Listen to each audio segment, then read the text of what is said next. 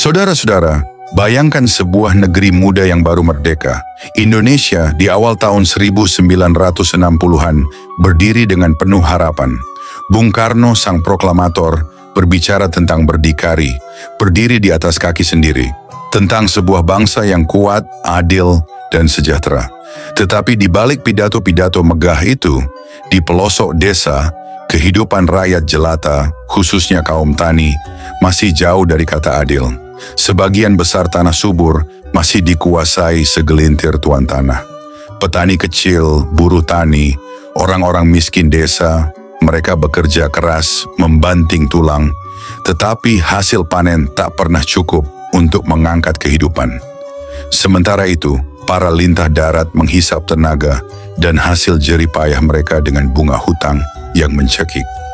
Disinilah muncul seorang tokoh, Dipa Nusantara Aidit, atau yang lebih dikenal dengan D.N. Aidit, Ketua Sentral Komite Partai Komunis Indonesia. Dalam rangka Hari Tani Nasional 24 September 1964, di Gelora Bung Karno, saat itu Aidit berdiri di hadapan ribuan massa tani. Dengan suara lantang, ia mengobarkan semangat. Judul pidatonya kelak melegenda, sekaligus menimbulkan kontroversi besar. Kaum tani mengganyang setan-setan desa. Apa yang ia maksud dengan setan-setan desa? Bukan makhluk gaib. Aidit sedang menunjuk wajah-wajah yang nyata. Tuan tanah yang rakus, lintah darat yang menghisap, birokrat korup yang melindungi kepentingan elit desa, serta aparat reaksioner yang menghalangi perjuangan kaum tani. Pidato ini bukan sekadar seruan politik. Ia adalah nyala api yang menyulut keberanian petani miskin untuk menuntut haknya. Tetapi pada saat yang sama, ia juga menjadi bara yang memperuncing konflik di desa-desa, hingga akhirnya ikut menghantarkan Indonesia ke sebuah tragedi besar, 1965. Mari kita mundur sejenak. Mengapa masalah tanah begitu penting di Indonesia? Sejak zaman kolonial, tanah sudah menjadi sumber ketidakadilan. Sistem tanam paksa, perkebunan swasta asing, hingga pola penguasaan tanah oleh bangsawan Jawa, semuanya meninggalkan warisan ketimpangan. Setelah merdeka, konstitusi kita, UUD 1945, lewat pasal 33, menegaskan, bumi dan air dikuasai negara dan dipergunakan untuk sebesar-besarnya kemakmuran rakyat. Namun pelaksanaan cita-cita itu tidak mudah. Pada tahun 1960, lahirlah Undang-Undang Pokok Agraria atau UUPA. Undang-undang ini menjadi tonggak penting karena secara resmi membatasi kepemilikan tanah yang terlalu luas dan membuka jalan bagi redistribusi tanah kepada petani kecil. Tetapi sekali lagi, pelaksanaan di lapangan penuh hambatan. Banyak tuan tanah menolak menyerahkan kelebihan tanah mereka. Aparat desa sering berpihak pada yang berkuasa. Para petani kecil yang seharusnya mendapat tanah justru sering diintimidasi. Disinilah PKI masuk. Dengan organisasi massanya, terutama BTI, Barisan Tani Indonesia, mereka menggerakkan petani untuk memperjuangkan haknya. Aidit dalam kapasitasnya sebagai pemimpin PKI melihat bahwa tanpa tekanan massa, reforma agraria hanya akan menjadi tulisan di atas kertas. Maka pidato kaum tani mengganyang setan-setan desa adalah seruan untuk bergerak, untuk bertindak. Aidit membuka pidatonya dengan menegaskan pentingnya kaum tani sebagai tulang punggung revolusi. Ia menyebut, tanpa kaum tani, revolusi Indonesia tidak akan menang. Karena itu, memperbaiki nasib petani adalah kunci masa depan bangsa. Lalu ia menunjuk hambatan utama, setan-setan desa. Dalam pidato itu, Aidit menyebut mereka dengan gamblang. Pertama, tuan tanah rakus yang menolak pembagian tanah. Kedua, lintah darat yang memperbudak petani lewat hutang berbunga tinggi. Ketiga, birokrat korup yang memanipulasi peraturan demi melindungi tuan tanah. Keempat, aparat reaksioner di desa yang menindas dan menakut-nakuti petani miskin. Aidit menyerukan agar kaum tani mengganyang mereka. Kata mengganyang di sini punya nuansa keras. Ia terinspirasi dari slogan Bung Karno Ganyang Malaysia yang populer pada masa itu. Tetapi maksudnya bukan membunuh atau melakukan kekerasan fisik, melainkan melawan secara politik dan sosial. Aidit mendorong petani agar berani melakukan aksi sepihak, menduduki tanah, membagi hasil, dan menuntut hak-hak mereka. Baginya, menunggu birokrasi terlalu lama hanya akan membuat reforma agraria gagal. Pidato Aidit menggema. Di berbagai desa, kata-kata mengganyang setan-setan desa menjadi semacam mantra perjuangan. Kaum tani miskin merasa mendapatkan pembenaran moral dan politik untuk bergerak. Mereka berani menuntut tanah yang selama ini mereka garap. Tetapi reaksi dari pihak lain tidak kalah keras. Bagi tuan tanah, pidato Aidit adalah ancaman langsung terhadap posisi dan kekayaan mereka. Selama berpuluh tahun mereka menikmati kelebihan tanah, menyewakan dengan sistem bagi hasil yang mencekik, atau sekadar membiarkan tanah tidur sambil memungut rente. Tiba-tiba, masa tani datang, mengklaim tanah, dan menuding mereka sebagai setan desa. Bagi aparat desa, terutama kepala desa yang punya hubungan dekat dengan tuan tanah, situasi ini sangat mengkhawatirkan. Mereka khawatir kalau desa jatuh ke tangan organisasi BTI, maka kekuasaan mereka terancam. Tidak sedikit aparat yang menggunakan kekerasan untuk menekan aksi petani. Reaksi keras juga datang dari partai-partai politik lain. Partai Nasional Indonesia, PNI, di banyak daerah justru punya basis dari kalangan tuan tanah dan birokrat desa. Mereka menuduh PKI memprovokasi dan membuat kekacauan. Partai Islam seperti NU juga terbelah. Sebagian kiai mendukung petani, tetapi banyak pula yang khawatir aksi sepihak akan merusak harmoni desa dan mengganggu pesantren. Dan tentu saja, militer, terutama Angkatan Darat, sangat mencurigai gerakan ini. Bagi banyak perwira, PKI dianggap mencoba mengobarkan perang kelas di pedesaan. Aksi sepihak makin marak pada 1964 sampai 1965. Petani menduduki tanah, menuntut bagi hasil yang adil, bahkan menolak membayar bunga hutang pada lintah darat. Bentrokan pun sering pecah. Ada yang berakhir dengan mediasi, tetapi tidak jarang juga dengan kekerasan. Inilah yang membuat pidato Aidit sering dituduh sebagai salah satu penyebab perpecahan sosial di desa-desa Indonesia. Seiring berjalannya waktu, ketegangan itu semakin berlapis. Bung Karno sebenarnya mendukung reforma agraria. Ia bahkan memberi restu terhadap slogan Aidit dengan gaya khasnya yang revolusioner. Tetapi Bung Karno juga mencoba menjaga keseimbangan politik. Ia tidak ingin konflik horizontal menghancurkan persatuan nasional. Namun di desa-desa, keseimbangan itu nyaris mustahil. Aksi sepihak membuat garis perpecahan makin jelas. Antara petani miskin yang berani bergerak dengan dukungan BTI melawan tuan tanah dan aparat yang membela status quo.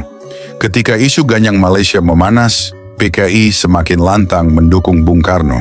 Tetapi di sisi lain, tentara semakin melihat PKI sebagai ancaman nyata.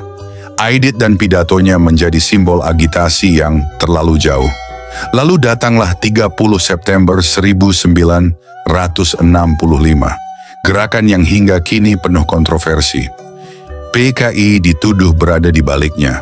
Dalam kekacauan itu, pidato kaum tani mengganyang setan-setan desa dijadikan bukti betapa PKI mendorong konflik sosial dan dianggap berbahaya. Setelah G30S, sejarah Indonesia berbalik arah. PKI dibubarkan, jutaan anggotanya diburu, dan ribuan petani yang dulu berani mengganyang setan-setan desa menjadi korban kekerasan. Sekarang mari kita renungkan, bagaimana sebenarnya kita menilai pidato Aidit ini. Bagi sebagian sejarawan, pidato itu adalah wujud nyata keberanian politik PKI. Mereka benar-benar memperjuangkan reforma agraria, bukan hanya di atas kertas. Aidit mengerti bahwa tanpa mobilisasi massa, UUPA 1960 akan mandek. Dan memang sampai sekarang pun masalah tanah masih menjadi persoalan serius di Indonesia. Namun, bagi yang lain, pidato Aidit adalah contoh agitasi yang terlalu konfrontatif.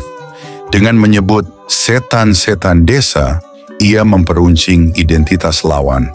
Tuan tanah versus petani miskin, birokrat versus rakyat jelata. Retorika ini memang membakar semangat, tetapi juga menciptakan kebencian yang mendalam. Jika dibandingkan dengan negara lain, kita bisa belajar. Di Tiongkok dan Vietnam, reforma agraria dijalankan dengan kekerasan, bahkan mengorbankan banyak nyawa. Tetapi hasilnya, mereka berhasil menciptakan distribusi tanah yang lebih merata, meskipun dengan cara yang keras. Indonesia memilih jalan kompromi, tetapi kompromi itu tidak berjalan mulus. Reforma agraria gagal, PKI hancur, dan masalah ketimpangan tanah tetap hidup hingga hari ini. Maka pidato Aidit bisa dilihat sebagai cermin dari dilema besar. Bagaimana menjalankan keadilan sosial di negeri yang penuh tarik-menarik kepentingan? Bayangkan sebuah desa di Jawa Tengah, tahun 1964. Namanya bisa kita samarkan, sebut saja Desa Karangjati. Di desa ini, tanah sawah yang subur terbentang luas. Tetapi dari ratusan hektar itu, sebagian besar hanya dimiliki oleh 2 atau 3 keluarga besar. Keturunan lurah lama yang sejak zaman kolonial sudah menguasai tanah. Sementara itu, puluhan keluarga petani miskin hanya menjadi penggarap. Mereka menanam padi, mereka merawat tanah itu, tetapi setiap musim panen, mereka harus menyerahkan sebagian besar hasilnya kepada sang pemilik tanah. Kadang mereka hanya mendapat 1/4, bahkan 1/5 dari hasil panen. Hidup mereka tidak pernah lepas dari hutang. Untuk membeli pupuk, untuk menyekolahkan anak, untuk biaya hajatan, mereka meminjam dari lintah darat di desa. Bunga hutangnya mencekik, 20%, bahkan 30% per musim. Jika tak bisa membayar, sawah yang mereka garap bisa hilang, dijual murah kepada tuan tanah. Suatu hari, datanglah kabar bahwa DN Aidit, ketua PKI, berpidato lantang. Kaum tani mengganyang setan-setan desa. Kata-kata itu sampai ke telinga mereka melalui kader-kader BTI. Petani miskin di Karangjati pun bangkit. Mereka berkumpul di balai desa, mendiskusikan nasib mereka. Mengapa kita harus terus memberi makan tuan tanah? Kata seorang buruh tani. Kita yang bekerja, kita yang membanting tulang, tetapi hasilnya diambil orang lain. Mereka lalu bersepakat melakukan aksi sepihak. Dengan bendera merah BTI, mereka menduduki sawah yang dianggap kelebihan tanah. Mereka menancapkan papan bertuliskan, "Tanah ini untuk petani penggarap." Tuan tanah marah besar. Ia melaporkan kepada kepala desa. Kepala desa memanggil polisi dan tentara. Terjadilah ketegangan. Petani berhadapan dengan aparat bersenjata. Tidak jarang terjadi bentrokan fisik. Ada yang dipukul, ada yang dipenjara, ada pula yang hilang entah kemana. Tetapi bagi para petani itu, kata-kata Aidit memberi mereka keberanian. Mereka tidak lagi merasa kecil. Mereka merasa menjadi bagian dari revolusi besar. Tidak hanya di Jawa, di Sumatera Utara pun terjadi hal serupa. Di beberapa desa perkebunan tembakau dan karet, para buruh tani dan penggarap menuntut tanah yang selama ini dikuasai perusahaan besar maupun tuan tanah lokal. BTI mengorganisir mereka. Spanduk-spanduk bertuliskan "Ganyang Setan Desa" berkibar di lapangan-lapangan desa. Lagu perjuangan dinyanyikan. Tetapi, sekali lagi, reaksi keras datang. Aparat keamanan menembaki masa aksi. Bentrokan berdarah tak terhindarkan. Bagi banyak petani, ini adalah momen pahit. Mereka hanya ingin hidup layak, tetapi perjuangan itu dibalas dengan peluru. Di Jawa Timur, konflik tanah bercampur dengan unsur keagamaan. Banyak pesantren yang memiliki tanah wakaf luas, dikelola oleh kiai dan keluarganya. BTI menuding sebagian tanah itu tidak dibagi rata kepada penggarap. Hal ini memicu gesekan antara petani miskin anggota BTI dengan santri atau warga NU yang membela kiai. Konflik pun membara, kadang berubah menjadi perkelahian massal. Disinilah istilah setan-setan desa menjadi pedang bermata dua. Di satu sisi ia membakar semangat perlawanan, di sisi lain ia melahirkan luka sosial yang sulit disembuhkan. Kisah-kisah nyata ini memperlihatkan bagaimana pidato Aidit bukan sekadar kata-kata. Ia benar-benar mengubah dinamika pedesaan. Dari Jawa hingga Sumatera, dari sawah hingga kebun, kata mengganyang menjadi simbol keberanian. Tetapi konsekuensinya juga berat. Persaudaraan desa terkoyak, tetangga melawan tetangga, murid melawan gurunya, santri melawan kiai, semua karena tanah, karena keadilan yang tak pernah datang dengan cara damai. Saudara-saudara, setiap pidato besar dalam sejarah selalu meninggalkan jejak. Begitu juga dengan kaum tani mengganyang setan-setan desa. Bagi para petani miskin, pidato Aidit adalah bendera harapan. Tetapi bagi banyak elit politik, tuan tanah dan militer, pidato itu adalah alarm bahaya. Sejak 1964, laporan tentang aksi sepihak mengalir deras ke Jakarta. Militer menerima laporan bahwa di desa-desa, petani menduduki tanah, menolak membayar hutang, bahkan menantang aparat.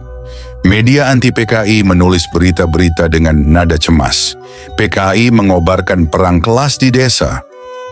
Sementara itu, Bung Karno mencoba meredam. Ia menyebut aksi sepihak sebagai bagian dari dinamika revolusi. Tetapi tentara, khususnya Angkatan Darat, melihat ini sebagai bukti bahwa PKI sedang menyiapkan jalan menuju kekuasaan penuh. Ketika ketegangan politik nasional memuncak, pidato Aidit dan aksi sepihak menjadi amunisi politik bagi lawan-lawan PKI. Saat meletusnya gerakan 30 September 1965, PKI langsung dituduh sebagai dalangnya. Dan bagi banyak orang, tuduhan itu terasa masuk akal. Mereka mengingat pidato Aidit yang berapi-api, aksi sepihak yang meresahkan, dan jargon mengganyang setan desa yang keras. Setelah malam kelam 1 Oktober 1965, sejarah Indonesia berubah drastis. PKI dibubarkan. Organisasi-organisasi massanya, termasuk BTI, dilarang. Anggotanya diburu. Ratusan ribu orang ditangkap. Puluhan ribu dieksekusi tanpa pengadilan. Dan siapa yang paling menderita? Kaum tani miskin yang dulu berdiri di barisan depan. Mereka dituduh komunis, meski banyak di antara mereka hanya petani sederhana yang ingin mendapatkan sepetak tanah. Spanduk-spanduk perjuangan dibakar. Tanah yang sempat mereka duduki direbut kembali. Ironisnya, tuan tanah yang dulu dicap setan desa justru selamat, bahkan sebagian mendapat posisi penting di era Orde Baru. Di banyak desa, luka itu masih terasa hingga hari ini. Bayangkan, tetangga yang dulu bersama-sama menanam padi, tiba-tiba saling menuduh. Ada yang ditangkap karena laporan tetangga sendiri. Ada keluarga yang tiba-tiba dicap keluarga PKI, lalu dikucilkan selama puluhan tahun. Pidato Aidit yang dimaksudkan untuk membebaskan petani justru menjadi beban sejarah bagi banyak orang. Tetapi apakah pidato itu salah? Ataukah sistem politik yang kejam yang membuatnya menjadi bumerang? Sejarawan seperti Ruth McFay dan Benedict Anderson menulis bahwa konflik tanah di Indonesia adalah bom waktu yang meledak pada 1965. Aidit dengan pidatonya hanya menyalakan sumbu. Tetapi bom itu sendiri sudah lama ada. Ketimpangan tanah, keserakahan tuan tanah, lemahnya pelaksanaan UUPA. Jika kita jujur, masalah tanah di Indonesia tidak pernah selesai. Dari 1960-an hingga sekarang, petani kecil masih berjuang. Reforma agraria yang sejati masih menjadi janji yang belum ditepati. Maka dampak jangka panjang dari pidato kaum tani mengganyang setan-setan desa bukan hanya soal sejarah 1965. Lebih dari itu, ia adalah simbol dari pertarungan panjang antara rakyat kecil yang ingin hidup layak dengan kekuasaan yang enggan berbagi. Sejarah mencatat, Aidit dan PKI hancur. Tetapi suara petani miskin, suara keadilan agraria, tidak pernah benar-benar mati. Mari kita berandai-andai sejenak. Bayangkan jika pidato DN Aidit Kaum tani mengganyang setan-setan desa benar-benar berhasil. Bayangkan jika aksi sepihak yang dilakukan petani miskin tidak dipatahkan dengan kekerasan, tetapi justru diakomodasi oleh negara. Apa yang akan terjadi dengan Indonesia? Kemungkinan pertama, jika reforma agraria berjalan, jutaan keluarga petani akan memiliki sepetak tanah sendiri. Mereka tidak lagi menjadi buruh tani seumur hidup. Mereka tidak lagi terjerat hutang pada lintah darat. Dengan tanah di tangan mereka, produktivitas pertanian bisa meningkat. Hasil panen tidak lagi hanya untuk mengisi perut, tetapi juga bisa dijual, mengangkat ekonomi desa. Kesenjangan sosial di desa berkurang. Tuan tanah tidak lagi menguasai puluhan hektar, sementara tetangganya kelaparan. Kemungkinan kedua, demokrasi ekonomi. Reforma agraria sejati akan melahirkan demokrasi ekonomi. Bayangkan, petani memiliki tanah. Mereka bisa membentuk koperasi. Mereka bisa membeli pupuk bersama, menjual hasil panen bersama, bahkan membuka jalan untuk industri pedesaan kecil. Dari desa muncul kekuatan ekonomi baru yang mandiri, tidak lagi tergantung pada cukong kota atau tuan tanah. Kemungkinan ketiga, politik yang lebih stabil. Ironisnya, jika reforma agraria berhasil, mungkin justru konflik politik 1965 bisa dicegah. Kenapa? Karena akar konflik sosial, yaitu ketimpangan tanah, sudah terselesaikan. Petani miskin tidak lagi merasa terdesak, dan tuan tanah tidak lagi merasa terancam. PKI mungkin tetap menjadi partai besar, tetapi mereka tidak harus menggunakan agitasi keras. Mereka bisa fokus pada pembangunan desa, pendidikan tani, dan ekonomi rakyat. Dan siapa tahu, alih-alih dihancurkan, PKI bisa menjadi bagian dari sistem politik demokratis di Indonesia. Sayangnya, itu semua hanyalah andai-andai. Yang terjadi justru sebaliknya. Reforma agraria mandek, aksi sepihak dituduh subversif, Aidit dan PKI dihancurkan. Tanah tetap terkonsentrasi di tangan segelintir orang. Bahkan hingga kini, menurut berbagai riset, ketimpangan kepemilikan tanah di Indonesia masih tinggi. Sebagian besar tanah produktif masih dikuasai oleh perusahaan besar, dari perkebunan sawit hingga tambang, sementara petani kecil tetap berjuang hanya untuk sepetak lahan. Maka, pertanyaan yang harus kita renungkan adalah, apakah pidato Aidit benar-benar gagal, ataukah justru terlalu maju untuk zamannya? Karena pada akhirnya, cita-cita reforma agraria tetap hidup. Pemerintah pasca reformasi masih sering berbicara tentang redistribusi tanah, tetapi implementasinya selalu penuh kendala. Seolah-olah hantu dari pidato Aidit masih menghantui. Kata mengganyang setan desa masih dianggap radikal, padahal inti pesannya sederhana, berikan keadilan kepada mereka yang bekerja di tanah. Saudara-saudara, sejarah memang tidak bisa diulang, tetapi ia bisa dijadikan pelajaran. Jika kita mau jujur, salah satu alasan bangsa ini terus menghadapi masalah kemiskinan desa adalah karena reforma agraria sejati tidak pernah benar-benar terlaksana.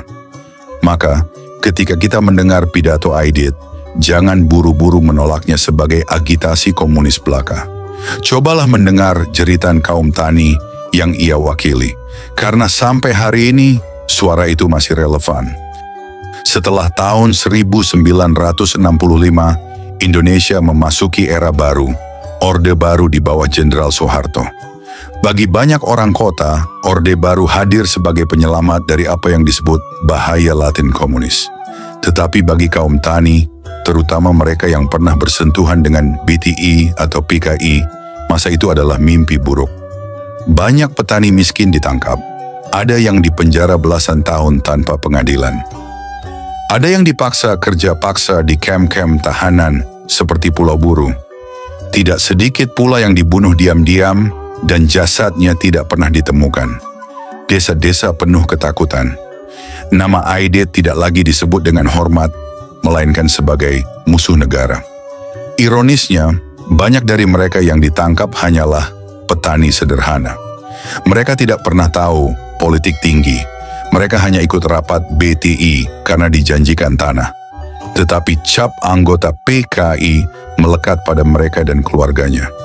Anak-anak mereka sulit bersekolah, sulit mendapat pekerjaan.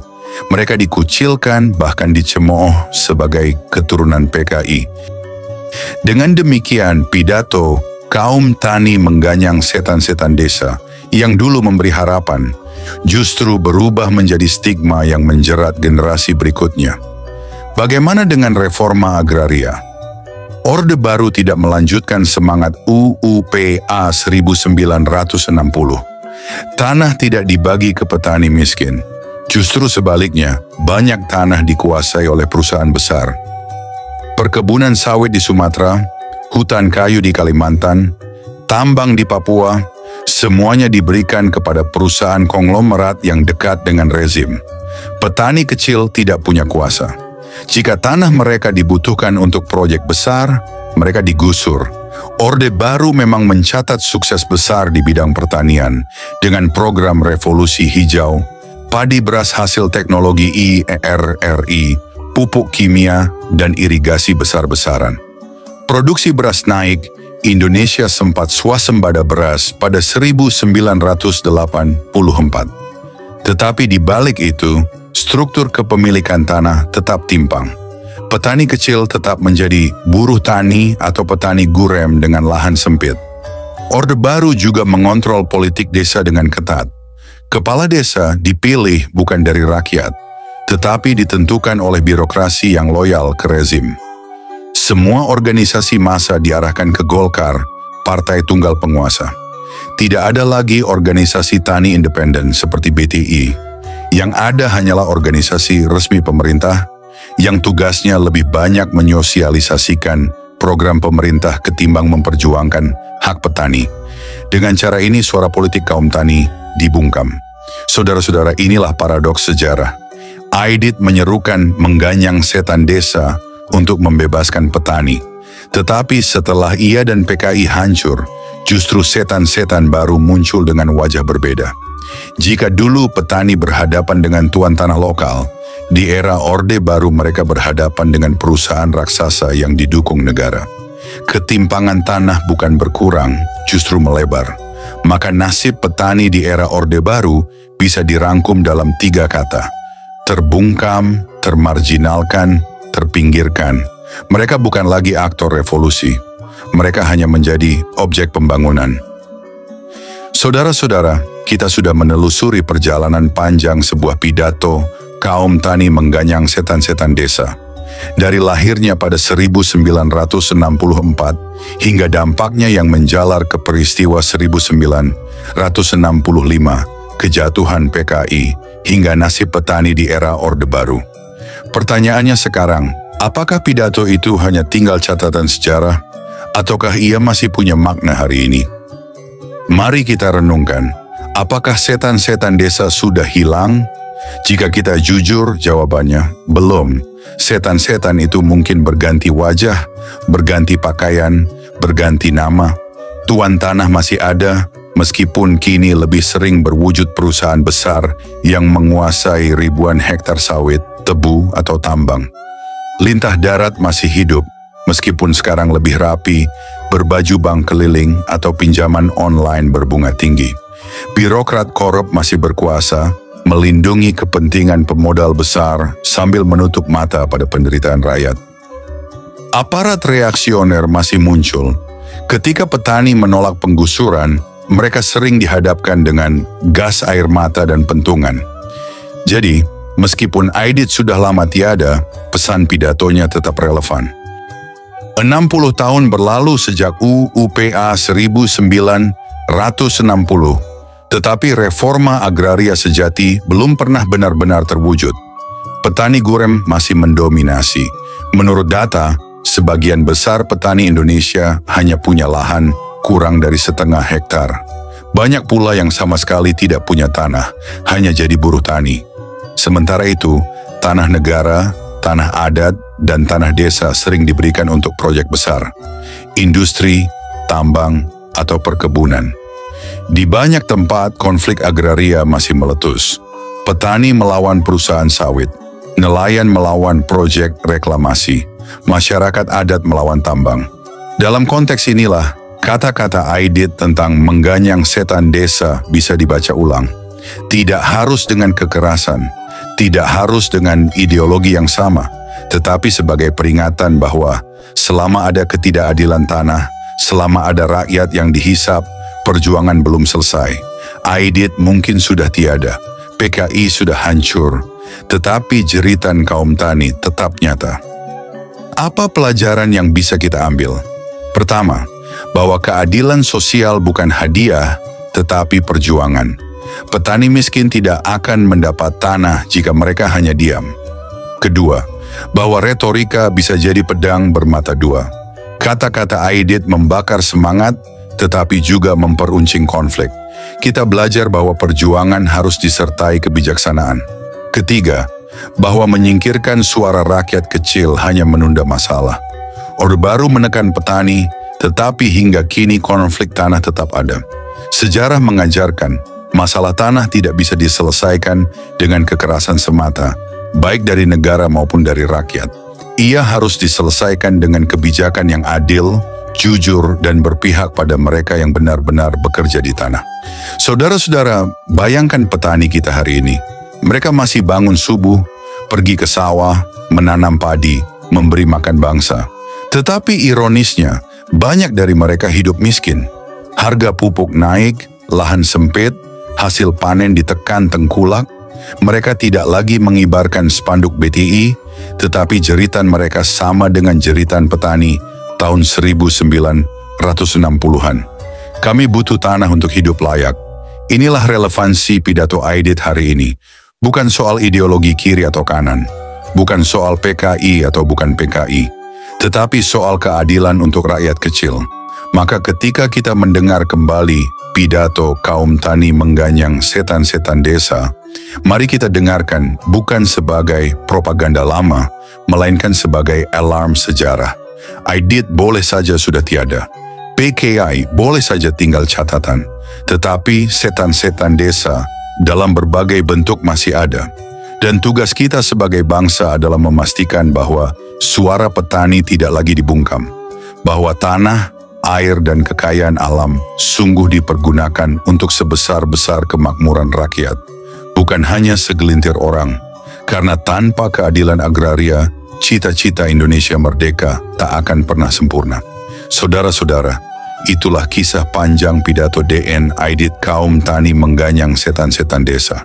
Dari harapan menjadi konflik, lalu tragedi, hingga meninggalkan warisan yang masih terasa sampai hari ini.